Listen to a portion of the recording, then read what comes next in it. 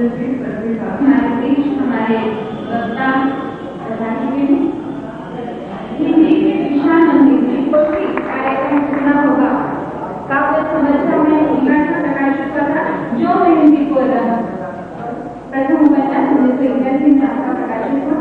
चाहे पंजाबी समस्या हो या कहीं अल्पसंख्यक से हुए चर्चा विधि, मतलब एक माँ, एक बहन, एक दादी के रूप में सारा लेख साहित्य आपके द्वारा लिखा गया है। स्पर्श की दासी, एक दिए की दीवारी, देखने में छोटे लगे आदि लघु कथाएं आपके प्रकाशित हो चुकी है। क और आईने के सामने निबंध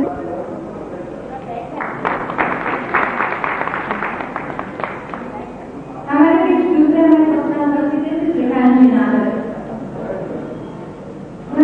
ऐसा लगता है कब उन्होंने लिखा होगा जब ये इंदौर नगर निगम में सचिव के महत्वपूर्ण पद पर प्रशिक्षण देने के लिए आमंत्रित करती हूँ वैजयंती जी को कि वे आए उन्हें आगे को प्रशिक्षण दें। हमारे बीच हमारी प्रशिक्षण देने के लिए आमंत्रित करती हूँ श्रीकांत डॉक्टर हमारे बीच प्रियंका भोले राष्ट्रीय महिला कोष के सदस्य नई दिल्ली के उपस्थित हैं। निवेदन करूंगी कि वे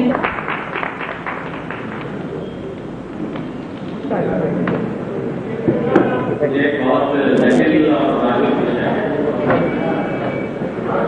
और इसके बारे में बोलना और भी ज्यादा जटिल है, क्योंकि स्त्री आज जिस संक्रमण की स्थिति में खास करके भारतीय समाज में शायद तय नहीं कर पा रही है कि उसे किधर जाना है, कहाँ जाना है, किस हद तक जाना है, कहाँ तक उसे भारतीय रहना है, कहाँ तक उसे बहुत प्रगतिशील होना है। और इसके कई अलग अलग अर्थ लगाए जा रहे हैं अलग अलग तरीकों से।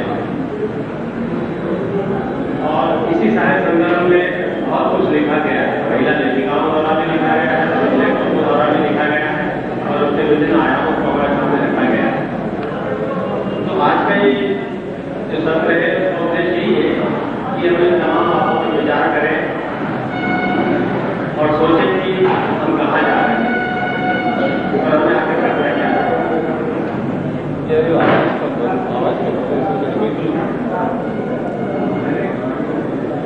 मैंने अपने वक्तव्य में को 3 हिस्सों में बांटा है, जिसमें एक में मैंने स्त्री मन की बात कही है, उसकी अस्मिता की बात कही है। दूसरे में जो महिला लेखन है जिसके बारे में कहा जाता है कि लेखन को खांचों में बांटकर को देखना चाहिए, लेखन आकर लेखन है उसके बारे में खास करके सिविल लेखिकाओं के द्वारा उसका मैंने उल्लेख किया है। मैं समझता हूँ तो मुझे 15-20 मिनट लगेंगे, आप ध्यान से मेरी बात को सुनने का कष्ट करें। स्त्री प्रकृति की अनुपम कृति है, सुंदर की और जटिल की, पुरुष की तुलना में कुछ अधिक की, शारीरिक और मानसिक दोनों ही स्तरों में बुद्धि, समझ और प्रतिभा की दृष्टि से कमतर न हो, किंतु देह रचना और मानसिक बनावट और बुनावट में स्त्री पुरुष में जो नैसर्गिक अंतर है उससे कैसे इंकार किया जा सकता है। हार्मोन्स जो स्त्री में विशेष रूप से उपस्थित रहते हैं उनके कारण भी उसकी शरीर रचना में और मानसिक रचना में, नारी की संवेदनशीलता में, सहिष्णुता में, त्याग और उसका सेवा और समर्पण भाव में जो अंतर है वो स्पष्ट रूप से देखा जा सकता है। अभी हार्मोन्स की बात हुई है और आपको शायद पता हो कि स्त्रियों में जो विशेष हार्मोन्स होते हैं उसकी वजह से उसमें सहिष्णुता अधिक होती है पुरुषों की तुलना में। आपने ये भी देखा होगा कि जो प्री मैच्योर बेबीज होती हैं, डॉक्टरों का अधिकतर डॉक्टरों का ये मत है कि जब लड़के पैदा होते हैं प्री मैच्योर और लड़कियां पैदा होती प्री मैच्योर, उसमें से 95% लड़कियां सर्वाइव कर जाती हैं डिग्री मैच्योर होने के बावजूद जबकि लड़के जल्दी ही अपना देह त्याग देते हैं। तो सहिष्णुता की वो जो जड़ है वो तो उसकी बचपन से ही शुरू हो जाती है जबकि वो जन्म लेती है। तब भी उस काल में भी जबकि वो 7 महीने की हो, प्रीमेच्योर हो गई हो, तब भी उसमें सहिष्णुता की चीजों को सहन करने की, प्रतिरोध को सामने टक्कर लेने की क्षमता है वो पुरुष की तुलना में सभी से अधिक है। और आप देखिए किसी भी डॉक्टर चिकित्सक से पूछ कर देखिए कि उस बचपन में भी लड़कियां ज्यादा सर्वाइव कर जाती हैं। ऐसे विशेषणों से किया जाता है। यहाँ इन विशेषणों का उल्लेख का आशय यह नहीं है जो पुरुष और सत्तात्मक समाज का प्राय होगा। इन विशेषणों के जरिए किसी को भ्रमित कर उसका शोषण किया जाता है। पुरुष द्वारा आदर्श भारतीय नारी का नारा एक तरह का छल है। स्त्री बनाव की विशेषता के भ्रम जाल में फंसकर पुरुष की चाल को समझ नहीं पाती और इस्तेमाल होती रहती है एक वस्तु की तरह, मेज कुर्सी की तरह, जिसे चाहे जहां उठाकर रखा जा सकता है। नारी सूरत के विशेष गुणों का ऊपर उल्लेख है। उन्हीं के तहत स्त्री ममतामयी मां है। सेवाभावी और त्यागमयी संतान के प्रति मां का प्यार निर्व्याज, सच्चा और तर्कातीत होता है। बच्चे को तेज ताप है और वह निरंतर रो रहा है तो मां रात भर जागती है। रात भर जागी पत्नी सुबह जल्दी उठकर फिर चाय नाश्ते रसोई में लग जाती है। बच्चे को तैयार कर स्कूल भेजती है। पति के लिए बाथरूम में गर्म पानी और तौलिया रखती है। कुछ बेचारी तो ब्रश पर टूथपेस्ट तक लगाकर पति के हाथों में समाती है।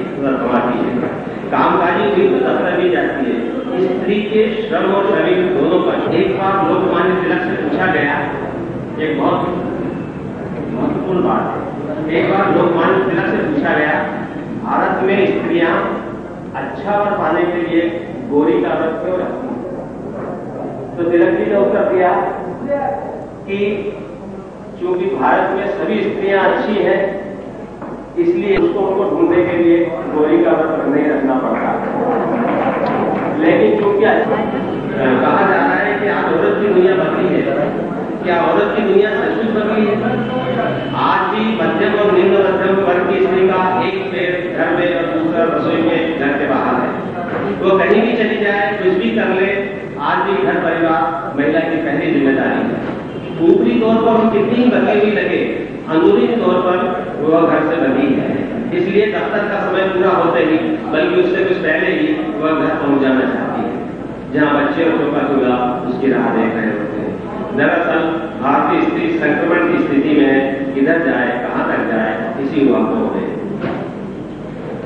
नारी स्वयं भी अपनी नहीं है, इसको भी मैं छोड़ देता। चिकित्सा की नौबत आई और चिकित्सकों ने संबंधित स्त्रियों से पूछा कि वे स्त्री बनी रहना चाहती हैं अथवा पुरुष में तब्दील होना चाहती हैं, तो अधिकांश का उत्तर था स्त्री बनी रहना चाहती है। लगता है लिंग परिवर्तन भी धर्म परिवर्तन की तरह एक मुश्किल काम है, क्योंकि यह व्यक्ति की आत्मा और भावना से जुड़ा हुआ है। कोई नहीं चाहता कि जिस विश्वास को वो वर्षों से पाले हुए है वो बालू की भीत की भांति कुछ ही क्षणों में भरभरा कर नीचे आ जाए। बाकी मैं सब छोड़ रहा हूं। इधर एक प्रवृत्ति बन रही है लेखन को हाथों में बांट कर देंगे कि ये महिला लेखन है या दलित लेखन है या मुस्लिम लेखन है और या आंचलिक लेखन है। आलोचना का यह कौन सा पैमाना है जहां रचना को रचनाकार की जाति, संप्रदाय या लिंग के आधार पर रखा गया है? कई बार तो रचना से अधिक चर्चा रचनाकार की जाती है, जबकि जरूरी यह है कि रचनाकार से अधिक चर्चा रचना की। महिला लेखन पर विचार करने से पूर्व दो बातों पर विचार करना बहुत जरूरी है। पहली, अनुभूति की प्रामाणिकता ने उसे चेहरा होगा है, वो शायद उसको ज्यादा तीव्रता से अभिव्यक्त कर, उसके ज्यादा युगत दे सकता है, तो उसके ज्यादा अंदर तक जा सकता है। और इसलिए कहीं न कहीं थोड़ा सा बड़ा प्रश्न है मेरे संबंध में। आपको सुधा अरोड़ा जो बहुत कलाकार है और लेखन भाटिया की पत्नी है, उनका एक बहुत महत्वपूर्ण वक्त, लेकिन बीच के 11 वर्षों तक जब उन्होंने लेखन से कटकर पूरी तरह ग्रस्त बन पारिवारिक संघर्षों से गुजरते हुए एक पत्नी, मां, बेटी के रूप में इतना कुछ झेला होगा। 11 वर्ष तक वो अपना लेखन भूल गई, सब कुछ भूल गई, सारे घर परिवार में डूबी रही। भी डेथ हो गई, उनकी एक ननद थी, वो अपन की उनकी देखभाल करना पड़ती थी, बेटी के बहुत से प्रॉब्लम्स थे और पति अपने नौकरी के काम में लेखन में व्यस्त था। उस समय वो अपनी कलकत्ता में नहीं, वो 11-12 साल बिल्कुल लोग भूल गए कि सुधा अरोड़ा कोई इस तरह की लेखिका है जो बहुत दिखती रही है। तो उस समय वो केवल मिसेज उस कॉलोनी में मिसेज भाटिया बनकर रह गई, सुधा अरोड़ा के नाम से कोई उसको नहीं जानता। उस समय जो उनकी बेचैनी थी न लिखने के कारण और घर के परिवार में तो ये तो गुजरते हुए बेटी के रूप में इतना कुछ झेला होगा कि लगा कि अब तो जो कुछ अब तक जो कुछ उन्होंने लिखा वह नाकाफी था। बतौर एक स्त्री इस अवधि में उन्हें जो नए अनुभव हुए, उन्होंने स्त्री विमर्श के संबंध में उनके विचारों को ही बदल कर रख दिया।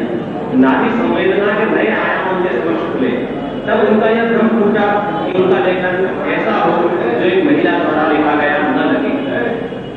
सुधा जी ने अनुभव किया कि नारी जीवन में ऐसा बहुत कुछ है जिसे सिर्फ एक महिला ही लिख सकती है, पुरुष तो कदापि नहीं ही यह उन महिला रचनाकारों द्वारा पहचान जा सकता है जिसने उस तरह का जीवन किया भी नहीं।